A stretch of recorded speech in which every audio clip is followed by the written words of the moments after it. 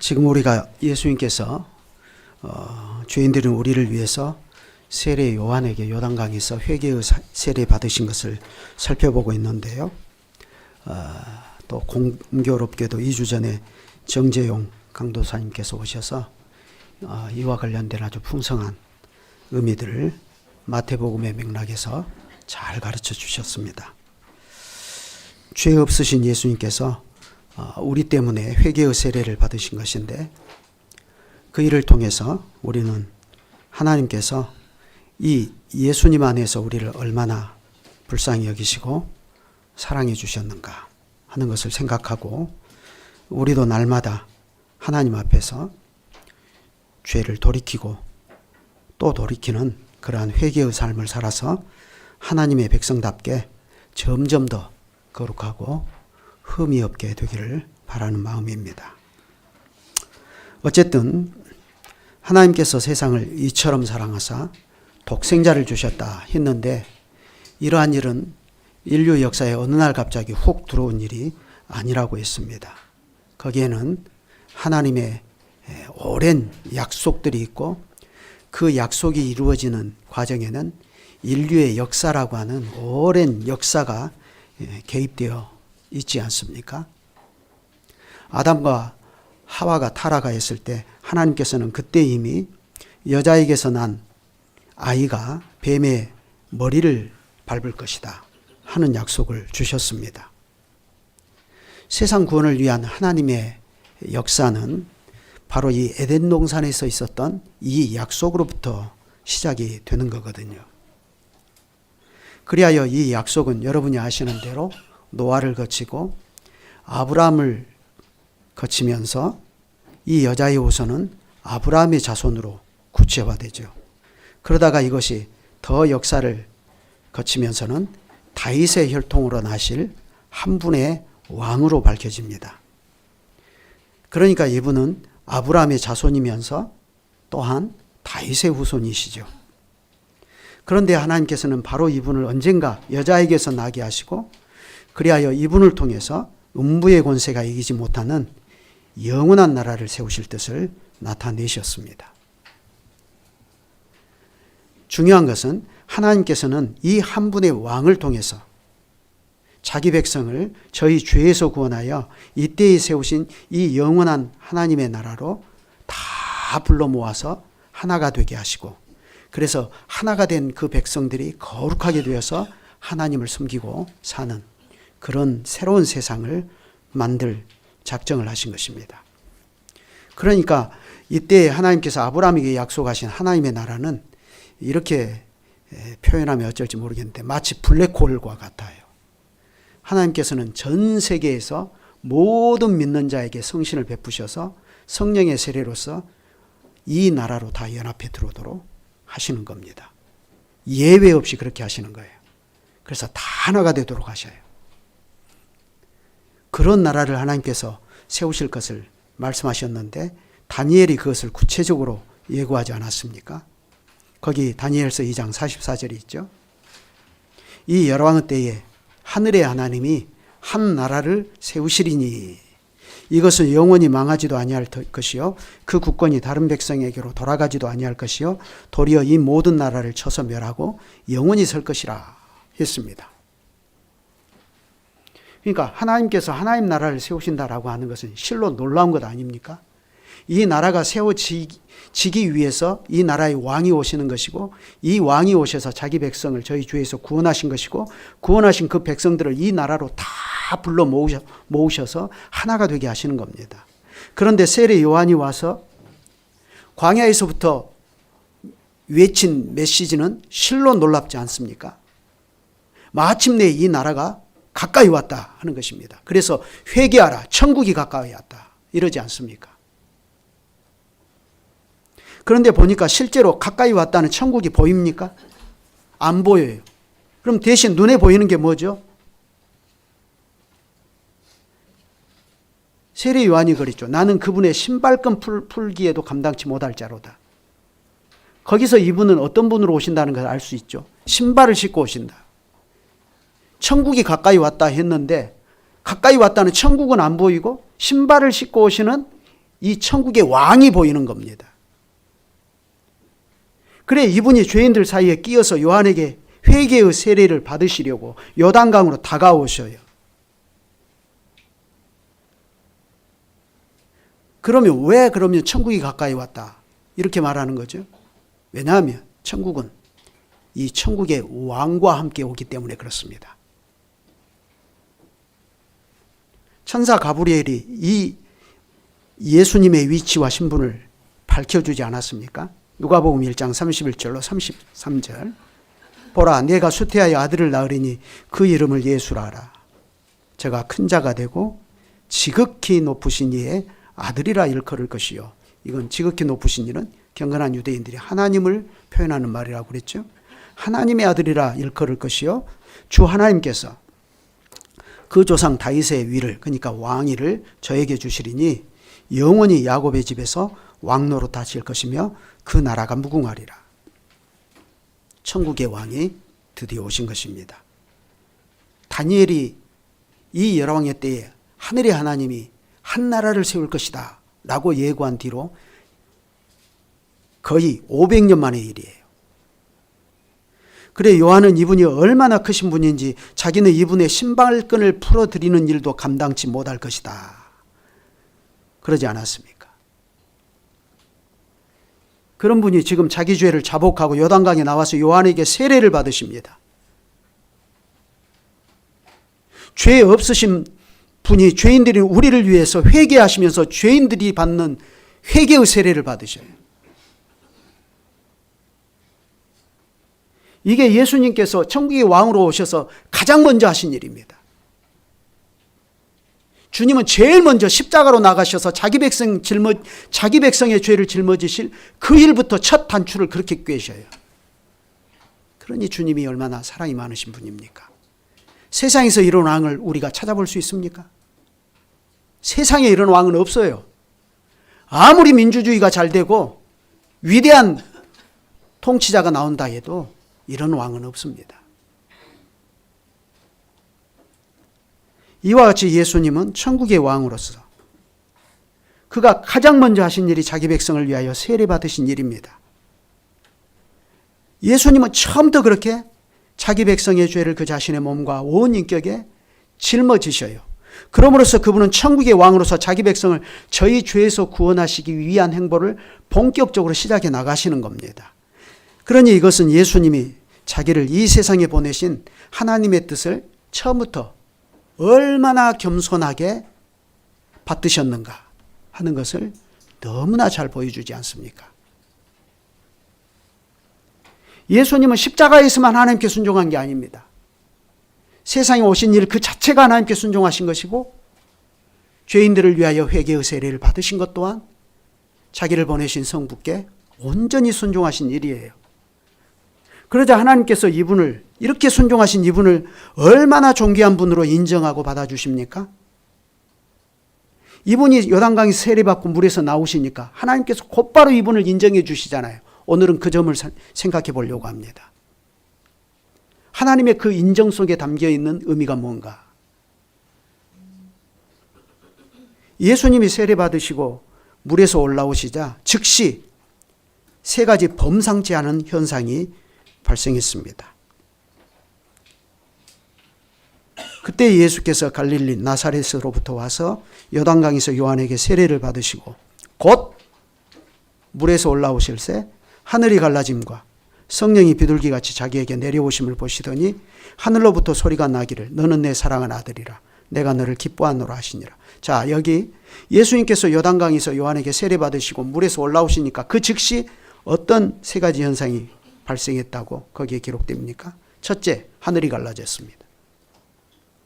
둘째, 그 갈라진 하늘로 성령이 비둘기같이 비둘기의 형상으로 그리스도의 머리 위에, 세례 받으신 그리스도의 머리 위에 내려오셨습니다. 그리고 셋째는 하늘의 소리가 들렸습니다. 성부 하나님의 목소리입니다. 너는 내 사랑하는 아들이라 내가 너를 기뻐하노라. 마가가 예수님께서 요한에게 세례받으신 장면에서 방금 본 이 세 가지 현상을 비교적 자세히 기록하고 있는데 이건 마태도 마찬가지고 누가복음을 기록한 누가도 마찬가지입니다. 세 복음서 모두 이 세 가지 현상을 안 빼놓고 기록해요. 왜 그렇게 했어요? 그만큼 중요하다는 거예요. 그러면 이 공간복음이라고 하죠. 이 세 복음서 기자들마다 왜 이 똑같은 현상을, 그 중요성을 놓치지 않고 다 기록했겠습니까? 그것은 왜 그러냐면 나사렛 예수가 과연 세상에 오신 하나님의 아들이시냐? 그분이 하나님 나라의 왕이시냐? 그분이 우리를 죄와 사망과 마귀의 권세에서 영원히 구원하사 우리를 자기 백성 삼으신 그런 분이냐? 세상이 이걸 의심하고 있지 않습니까? 헬라인들이 볼 때 십자가는 미련한 것이고 유대인들이 볼 때 그건 자기들의 경건에 거치는 것입니다. 안 믿잖아요. 특히 마가가 이 복음서를 기록할 때는 그 형편이 어땠습니까? 세상은 마치 조롱이라도 하듯이 갈릴리와 유대에서 두루 사역하다 로마 총독 빌라도에게 사형을 당한 나사렛 예수를 로마 황제보다 더 높은 하늘의 왕으로 섬기고 있는 이 기독교도들을 마치 조롱이라도 하듯이 지상의 황제가 잡아다가 죽이고 박해야 하잖아요. 그런 현실에서 마가는 이 세상에 오셔서 죄인을 위하여 회개의 세례를 받으시고 올라오실 때 하나님이 이분을 어떤 분으로 증명해 주셨는가, 그걸 빼놓지 않고 기록해서 우리의 믿음이 멸시받는 세상에서 믿음이 흔들리는 그 사람들에게 이분이 누구인가 하는 것을 이 세 가지 현상을 통해서 분명한 목소리로 전달하려고 하는 의도가 있는 겁니다.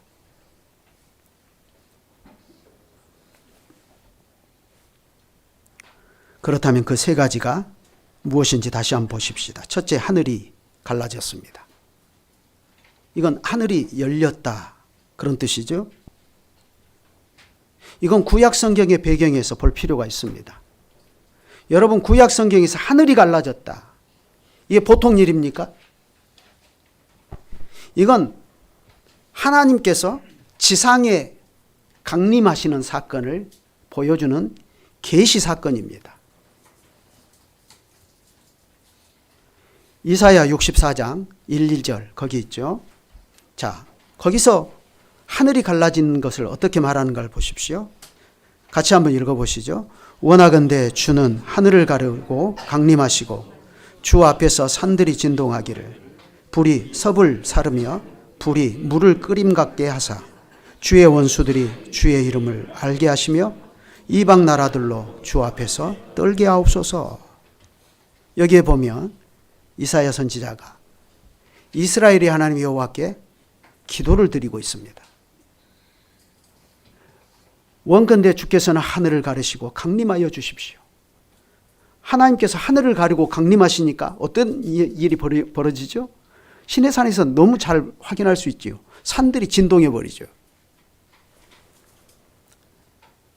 불이 섭을 사른 것처럼 그냥 그런 현상이 나타나고 불이 물을 끓임 같게 되죠. 시내산 광경 아닙니까? 하나님이 강림하시니까. 그러니까 하나님께서 강림하시니까 주의 대적들이 주의 이름을 알게 되고 열방으로 주의 앞에서 떨게 해주십시오, 이렇게 말합니다. 그러면 이건 무슨 기도입니까?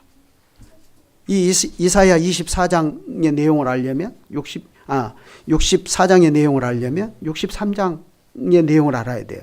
63장 15절부터 그 의미가 있는데 한번 거기를 보십시다. 여기도 기니까 한 절씩 교독해 봅시다. 제가 먼저 읽겠습니다. 주여 하늘에서 굽어 살피시며 주의 거룩하고 영화로운 처소에서 보옵소서. 주의 열성과 주의 능하신 행동이 이제 어디 있나이까? 주께서 베푸신 간곡한 자비와 사랑이 내게 그쳤나이다. 16절.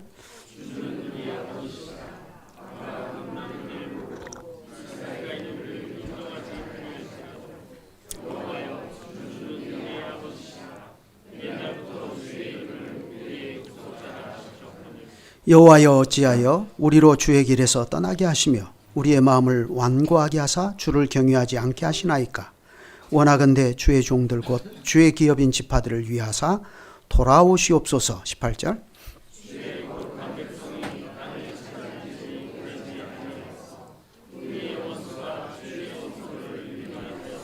같이 읽습니다. 우리는 주의 다스림을 받지 못하는 자 같으며 주의 이름으로 일컬음을 받지 못하는 자 같이 되었나이다. 자, 지금 이사야는 어떤 기도를 드리고 있죠? 이스라엘이 죄로 말미암아 사람 채찍과 인생 막대기로 징계를 받는 상황에서 이런 기도를 드립니다. 그걸 어떻게 알 수 있죠? 주의 성소가 주의 원수들에게 유린당하였다, 이렇게 말하지 않습니까? 그런 상황에서 이스라엘의 구원과 회복을 위해서 이사야는 지금 여호와께 간절히 기도를 드립니다. 그래 그 일을 위하여 64장에서는 어떻게 기도하죠? 원하건대 주는 하늘을 가르시고 강림해 주십시오. 돌아와 주십시오. 이거 아닙니까? 그래서 주의 원수들이 주의 이름을 알게 하시며 이방 나라들로 주의 앞에 떨게 해 주십시오. 그러니까 여기 보면 하늘이 갈라진다라는 것은 하나님께서 자기 백성의 구원을 위해서 땅에 강림하시는 전조가 되는 것입니다. 그러니 과연 이사야의 이 기도가 응답되었을 때 이어지는 이사야 65장은 그러한 천국의 복을 이러한 모습으로 예고하고 있지 않습니까? 이번에는 65장. 하나님께서 하늘을 가르시고 땅에 강림하셔서 자기 백성을 구원해 주시고 주의 원수들에게 유린당한 성소를 회복해 주시니까 어떤 세상이 발생하는가를 보십시오. 17절부터 25절인데 거기도 교독합니다. 보라 내가 새 하늘과 새 땅을 창조하나니 이전 것은 기억되거나 마음에 생각나지 아니할 것이라.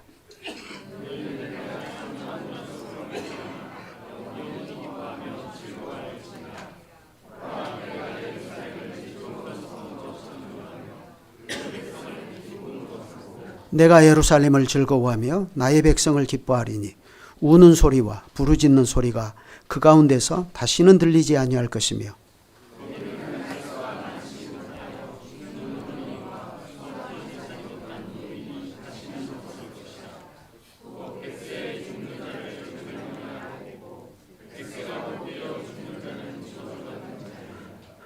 그들이 가옥을 건축하고 그 안에 살겠고 포도나무를 심고 열매를 먹을 것이며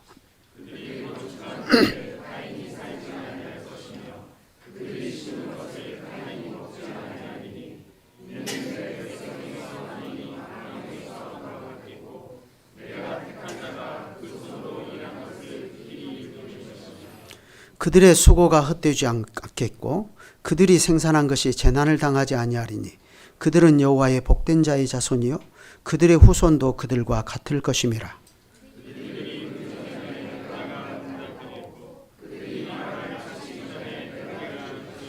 같이 읽습니다. 이리와 어린 양이 함께 먹을 것이며 사자가 소처럼 즙을 먹을 것이며 뱀은 흙을 양식으로 삼을 것이니 나의 성산에서는 해함도 없겠고 상함도 없으리라. 여호와께서 말씀하시니라. 이사야가 주님께 기도하기를 하늘을 가르시고 강림하사 주의 백성을 구원해 달라고 기도했는데 과연 이 이사야의 기도가 우리 주님 예수께서 세상에 오시고 세례 받으시고 하늘이 갈라짐을 통하여 성취되고 있음을 우리가 봅니다. 하나님께서 하늘을 가르시고 강림하십니다. 그런데요, 놀랍게도 그 모습이 삼위일체의 신비로 드러내십니다. 이사야의 기도 속에서는 희미하게 가려져 있던 것이 예수님께서 세례 받으실 때는 밝히 드러나요. 어떻게요? 삼위일체의 신비로. 먼저 신발을 신고 오시는 성자께서 자기 백성의 구원을 위하여 요한에게 요단강에서 회개의 세례를 받으시고 물에서 올라오십니다. 그러자 즉시 하늘이 갈라지고 하나님의 성령께서 비둘기 형상으로 예수님 위에 내리십니다. 성부께서는 이분을 사랑하시는 아들, 나의 기뻐하는 자라 하고 인정해 주십니다. 그렇다면 이제 우리가 여기서 기대할 수 있는 게 뭐죠? 과거 이사야가 하늘의 갈라짐 속에서 기대했던 하나님의 구원이 드디어 이루어지겠다는 기대감입니다. 드디어 하나님께서 하늘을 가르시고 강림하셨어요. 그것도 삼위일체로. 그러니 그 결과가 이제 속속들이 드러나지 않습니까? 그것은 천국이 가까이 왔다는 움직일 수 없는 징후들입니다. 방금 우리가 읽은 예사야 65장의 새하늘과 새 땅의 일들을 예시하는 것들이죠. 요한계시록에 따르면 그러한 새하늘과 새 땅은 하나님의 장막이 자기 백성과 영원히 함께 하시는 나라입니다. 그러니 그 나라에서는 하나님이 자기 백성의 눈에서 흐르는 눈물을 닦아주십니다. 그 나라에는 사망이나 애통하는 것이나 곡하는 것이나 아픈 것이 없고 그런 것들이 다 지나가 버린 것들이 되게 하셔요. 그런데 과연 예수께서 요한에게 세례 받으시고 광야에서 시험을 통과하신 후에 갈릴리부터 사역을 시작하니까 요한계시록을 통해서 예시한 그 나라들이, 그 나라의 징후들이 예수님의 발길 닿는 곳곳에서 나타나지 않습니까? 당장 마가복음 1장 21절부터 보세요. 예수님께서는 더러운 귀신 들린 사람을 고쳐주십니다. 병든 사람을 고쳐주십니다. 중풍병자를 치유해 주셔요. 그러면서 예수님은 특별히 자신에게 사죄를 베푸는 권세가 있다는 것을 보여주십니다. 심지어 주님께서는 사망에서 자기 백성을 건져내십니다. 예수님은 또 귀신의 왕 바알세부를 제압하시면서 내가 하나님의 성령을 힘입어 귀신을 쫓아내는 것이며 하나님의 나라가 이미 너희 가운데 임하였느니라 하고 선포하십니다. 다니엘이 예고한 바와 같이 주님의 대적들은 바람에 날리는 겨처럼 되어 흩어지는 것입니다. 예수님이 명하신 이 귀신들이 물러나고 병들이 고침을 받고 자기 백성을 괴롭히던 불구의 현실들이 떠나가고 예수님께서 명하시니 심지어 사망도 힘을 잃어서 쫓겨납니다. 주님의 원수들이 겨처럼 흩어져 버려요. 반면에 그들의 압제와 속박 아래서 신음하던 비천한 인생들은 구원을 받아서 하나님과 함께 사는 새로운 세상, 새 질서가 온 것을 주님께서는 이처럼 하나님 나라의 징후들을 가시는 곳곳마다 보여주십니다. 과연 천국이 가까이 온 것입니다. 물론 아직까지는 이 모든 것들이 예시와 맛보기에 불과합니다. 그럴지라도 이것이 다 하늘이 갈라짐과 동시에 삼위일체의 신비가 이 땅에 계시된 순간부터 발생한 일들입니다. 곳곳에서 과연 하나님이 오셨다. 그분이 오셔서 주의 대적들을 몰아내시고 그들의 압제로부터 자기 백성을 구원해내시는 하늘과 땅의 새 질서가 왔다 하는 징후들이 곳곳에서 포착돼요. 아무도 이것을 부인할 수가 없습니다. 그렇지만 그것도 다 예수님께서 그분의 지상 생애 가운데서 그분의 십자가로 이루실 진정한 하나님 나라의 영광에 비추어 보면 아무것도 아닙니다. 왜냐하면 바로 이 점에서 마가는 여기에 하늘이 갈라졌다 하는 이 표현을 아주 주도 면밀하게 사용하고 있기 때문에 그렇습니다. 여기 하늘이 갈라지고 그랬죠. 갈라지다. 헬라어로 스키조라는 말인데 이 말은 마가복음에서 단 2군데서만 사용돼요. 한 번은 여기서 사용되고 또 한 번은 마가복음 15장 38절 거기 있죠. 같이 한번 읽죠. 시작. 예수께서 큰 소리를 지르시고 운명하시다. 이에 성소 휘장이 위로부터 아래까지 찢어져 둘이 되니라. 이 찢어져 이게 같은 단어입니다. 예수님께서 십자가에서 운명하실 때 성소 휘장이 위로부터 아래로 찢어집니다. 하늘길이 열린 겁니다. 이로써 누구든지 그리스도 안에 있는 사람은 누구나 하나님께 나아갈 수가 있게 되었습니다. 그런데 이 일은 실로 기이한 일입니다. 왜 그렇습니까? 하나님은 죄인이 가까이 할 수 없는 빛에 거하시는 분이신 까닭에 그렇습니다. 그런데 예수께서 자기 백성을 위하여 받으신 첫 번째 세례에서 바로 그 하늘길이 열리고 그래서 그때는 하나님이 오시죠. 그런데 그 열린 하늘로 하나님께서 강림하시더니 예수께서 자기 백성을 위하여 두 번째 받으신 세례에서는 마침내 땅에서 사죄받은 죄인들이 하늘의 하나님께로 나아가는 새로운 하늘길이 열립니다. 새로운 세상이 열리는 겁니다. 딱 2군데 거기 있었어요. 예수님이 세례받고 하늘길이 열린 것과 십자가에서 운명하실 때 휘장이 쫙 갈라져서 하늘길이 열린 것. 두 군데서 쓴다고요. 여러분, 예수님께서 왜 세상에 오셨습니까? 바로 이 일을 위해서 오셨습니다. 그래서 예수님은 그분의 몸을 십자가에서 찢으시며 생명의 길을 내어주신 것이고, 그분은 죽음에 매어 계실 수 없어서 부활하신 것이고, 그래서 성부께서는 그분에게 하늘과 땅의 모든 권세를 주신 것입니다. 예수 그리스도는 그러한 하늘의 왕이십니다. 그런데 마가는 이 메시지를 누구에게 던지는 거죠? 지금 지상의 황제에게 박해받는 믿음의 형제들에게 용기를 내십시오. 우리의 왕은 이런 분이십니다. 하고 전하는 겁니다. 그래서 엄밀하게 말하면 마가복음은 이렇게 하늘이 갈라지고 예수님의 육체가 찢기고 성수휘장이 찢어지는 사건을 순차적으로 기록해요. 갈라지고 찢긴 그곳에서 새로운 문이 열립니다. 새로운 길이 펼쳐져요. 새로운 세상이 시작됩니다. 그러니까 이것은 하늘과 땅의 새 질서입니다. 과연 구약의 예언자 이사야가 열리는 하늘길로 오시는 여호와의 강림 속에서 기대했던, 아까 우리가 읽었던 이사야 65장에 있는 새하늘과 새 땅의 모습입니다.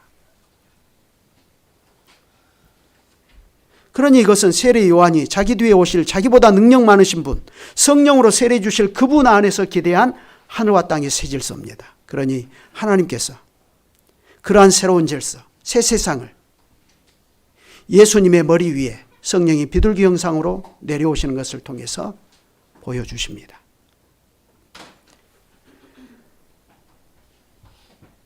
왜냐하면 노아의 방주 사건 때입니다. 모든 심판이 끝나고 하나님께 은혜를 입은 방주에 탄 사람들에게 새 시대, 새 땅이 시작되었다는 것을 알리는 전령의 역할을 바로 이 비둘기가 했기 때문에 그렇습니다. 그러므로 예수님께서 요한에게 세례 받으시고 물에서 올라오실 때 즉시 성령이 비둘기같이 임함은 앞으로 모든 믿는 자에게 성령으로 세례 베푸실 예수님의 시대가 온다는 것을 예고하는 것입니다. 그렇게 해서 그리스도의 나라가 출범하는 것입니다. 예수 그리스도 안에서 하늘과 땅의 새 질서가 열려요. 궁극적으로 새 하늘과 새 땅이 임할 것을 예고하는 것입니다. 그래서 이 시대에는 심지어 하나님의 언약마저도 새 언약이라 합니다. 그것은 마지막 세 번째 현상을 통해서도 지지를 받지 않습니까?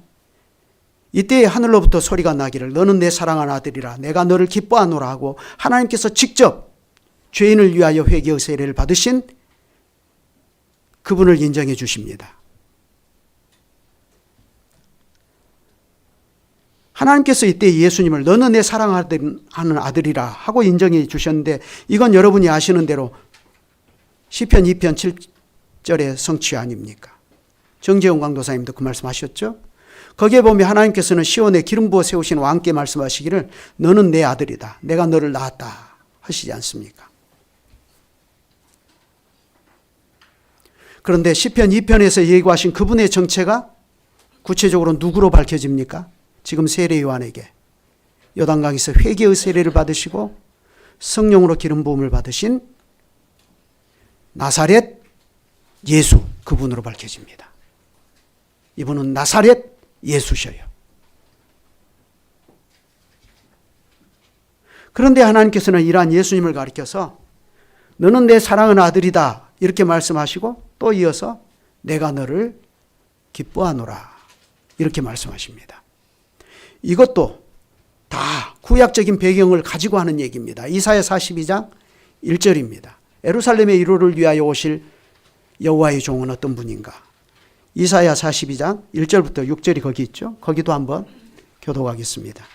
내가 붙드는 나의 종, 내 마음에 기뻐하는 자, 곧 내가 택한 사람을 보라. 내가 나의 영을 그에게 주었은즉 그가 이방에 정의를 베풀리라. 2절.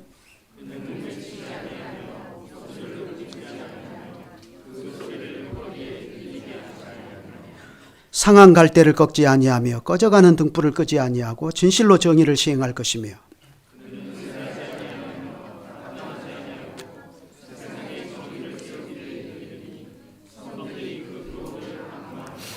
하늘을 창조하여 펴시고 땅과 그 소산을 내시며 땅 위의 백성에게 호흡을 주시며 땅에 행하는 자에게 영을 주시는 하나님 여호와께서 이같이 말씀하시되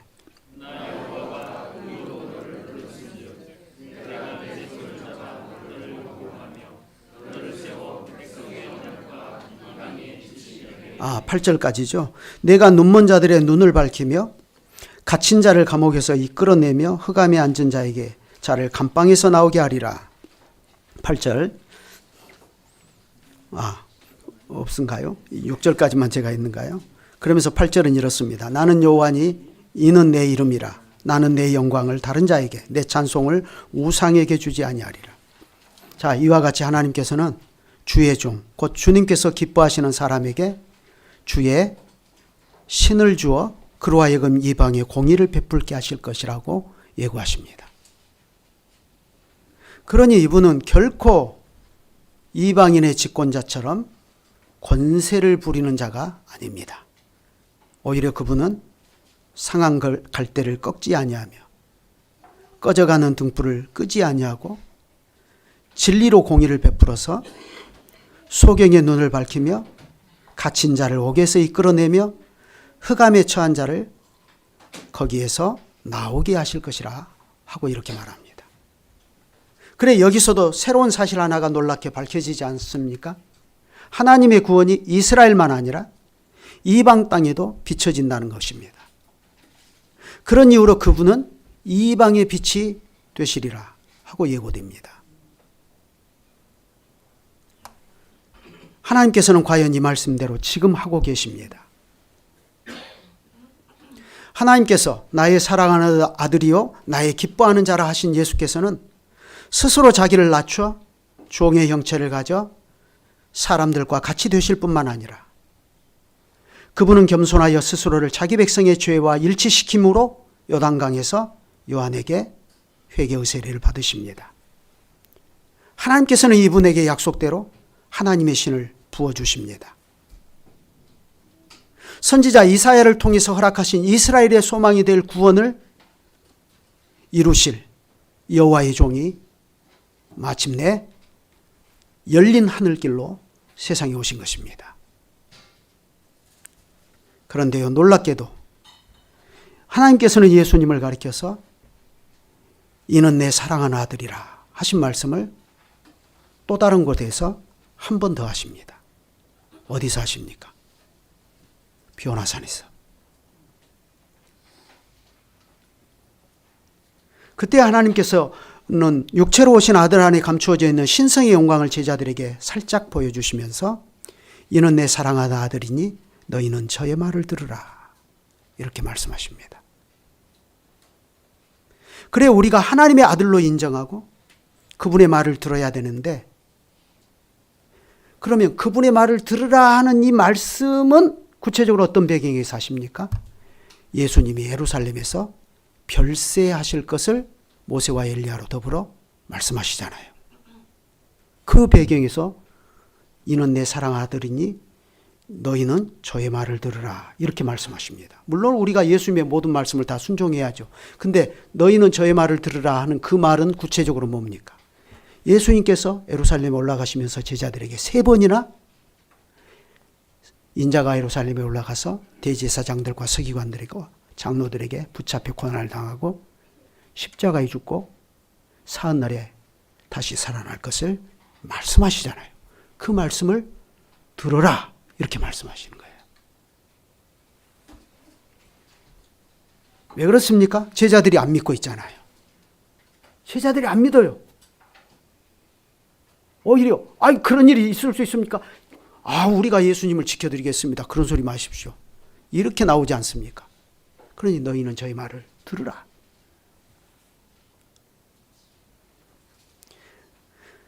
그래서요, 믿음은 본질적으로 도저히 믿을 수 없는 사람이 믿을 수 없는 환경에서 믿을 수 없는 것을 믿는 것입니다. 십자가 믿을 수 있습니까?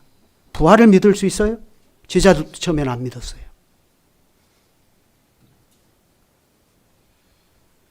지금 마가복음을 가장 먼저 받아서 읽고 있는 로마에서 박해받는 신자들의 처지는 어떻습니까? 그들은 지금 도저히 이 모든 것을 믿을 수 없는 환경에 내몰려 있지 않습니까? 그런 그들에게 마가는 하나님의 계시를 전합니다.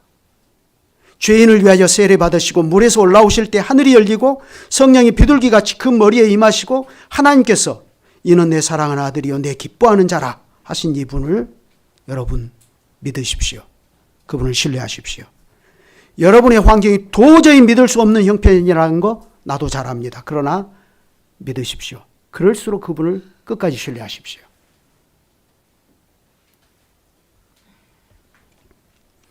우리가 도저히 믿을 수 없는 자들이고 도저히 믿을 수 없는 환경에서 믿어야만 하는 그분은 세상에 오신 하나님의 아들이십니다. 그런데 놀랍게도 하나님께서는 이렇게 내 사랑하는 아들이요 내 기뻐하는 자라 하신 그분을 우리가 도저히 믿을 수 없는 십자가라는 환경에 내던져 버리십니다. 하나님께서 이처럼 사랑하시고 기뻐하신 아들을 십자가에서 버려버리셔요. 그래 아드님께서도 고통 중에 부르짖지 않으셨습니까? 엘리 엘리 라마 사박다니.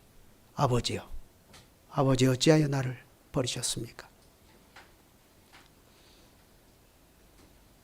비록 잠시지만 무엇이 성부와 성자 사이를 성부께서 성자를 버려버리도록 이 둘의 사이를 갈라놓았습니까? 그것은 바로 우리들의 죄 때문입니다. 변명의 여지가 없습니다. 예수님께서 그러한 죄인들인 우리를 위하여 죄 없으신 그분이 우리를 위하여 회개의 세례를 받으신 까닭입니다. 하나님께서는 그렇게 나의 사랑하는 아들이요 나의 기뻐하는 자라 하신 그분을 십자가에서 외면하여 버리심으로써 우리와 같은 죄인들이 하나님께 나아가 그분과 함께 영원한 복락 가운데서 살 수 있는 하늘길이 열렸습니다. 십자가에서 영원한 성부께서 영원한 성자 그리스도를 못 본 척 하시고 그분의 강구를 외면하여 버리시고 그의 사랑하신 아들 그의 기뻐하시는 자를 십자가에 죽도록 방치해 버리심으로써 그리스도 안에서 오늘 우리가 너무나 역설적이게도 하나님의 아들들이 되게 하셨습니다. 하나님께서 사랑하시고 기뻐하시는 자녀들이 되게 하신 것입니다. 여러분, 바로 이분이 오늘 우리가 믿고 있는 구세주이시며 주님이십니다. 여기에 있는 우리 모두는 이분을 이렇게 고백할 수 있어야 합니다. 그것이 우리의 생명입니다. 그것이 우리가 이 세상과 오는 세상에서 영원히 누리게 될 지고의 복입니다. 전체 세상에 안고 일어섬은 바로 이분 예수 그리스도께 달려 있습니다. 그러니 시편 2편은 온 세상을 향해 말하지 않습니까? 그런즉 군왕들아 너희는 지혜를 얻으며 세상의 재판관들아 너희는 교훈을 받을지어다. 여호와를 경외함으로 섬기고 떨며 즐거워할지어다. 그의 아들에게 입맞추라. 그렇지 아니하면 진노하심으로 너희가 길에서 망하리니 그의 진노가 급하심이라. 여호와께 피하는 모든 사람은 다 복이 있도다. 사랑하는 교회 여러분, 여러분에게 오늘 예수 그리스도는 어떤 분이시고 어떤 의미가 되십니까? 불신앙의 세대에서 우리의 믿음은 끊임없이 도전받고 있고 현저한 위험에 노출되어 있습니다. 교회 안팎의 여러 상황들이 예수 그리스도에 대한 우리의 믿음을 낙담시키고 낙담을 넘어 좌절시키는 일들이 많습니다. 그러나 낙심하지 마십시오. 모든 믿는 자에게 성령으로 세례를 베푸시는 예수께서 이 세대의 마지막 하늘을 가르시고 세상에 강림하시는 때가 점점 다가오고 있습니다. 그때까지 주님이 하나님 우편에서 우리를 위해서 강구하십니다. 사탄이 우리를 청구했지만 그러나 예수님께서는 우리의 믿음이 떨어지지 않도록 우리를 위해서 기도하십니다. 그러니 우리도 이분에게 한 번 내린 믿음의 뿌리를 더욱 깊이 내리고 사시도록 합시다. 주님을 위하여 기꺼이 자기 목숨까지도 내어드렸던 거룩한 사도가 권면했듯이 생각한데 현재의 고난은 장차 우리에게 나타날 영광과 좋게 비교할 수가 없는 까닭입니다. 하늘의 하나님께서 하늘을 가르시고 세상에 오심으로 시작된 하늘과 땅의 새 질서는 이렇게 지금 우리 앞에 있는 이 세상과 좋게 비교할 수 없는 영광으로 지금 우리에게 다가오고 있습니다. 기도드리겠습니다. 거룩하신 주님, 오늘도 주님의 말씀을 우리에게 들려주시니 감사합니다.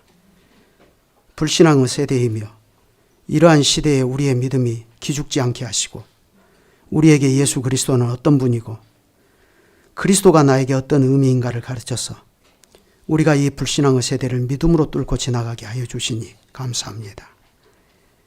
비록 우리가 살고 있는 이 세상에서 우리의 믿음이 조롱을 당하고 이 믿음 때문에 세상에서 우리는 온갖 차별을 겪고 어려움을 겪지만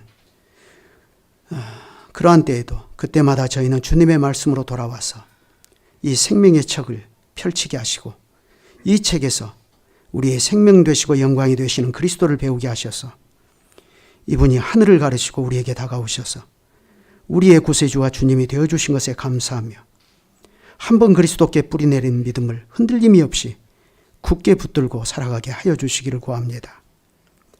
특별히 주님께 기도드립니다. 저희 자녀 세대 가운데는 교회 안팎의 여러 정황들로 인해서 믿음에서 실족해 버린 자녀들도 있사오니 주여 불쌍히 여기사 부디 그들도 빠른 시간 안에 이 하늘의 왕이신 그리스도께 돌아온 복을 누리게 하여 주시기를 구합니다. 이 믿음으로 우리와 함께 거룩한 교회를 이루고 그리스도만을 붙여차 살아가는 복을 누리게 하여 주시옵소서. 구주 예수 그리스도의 이름으로 기도드립니다. 아멘.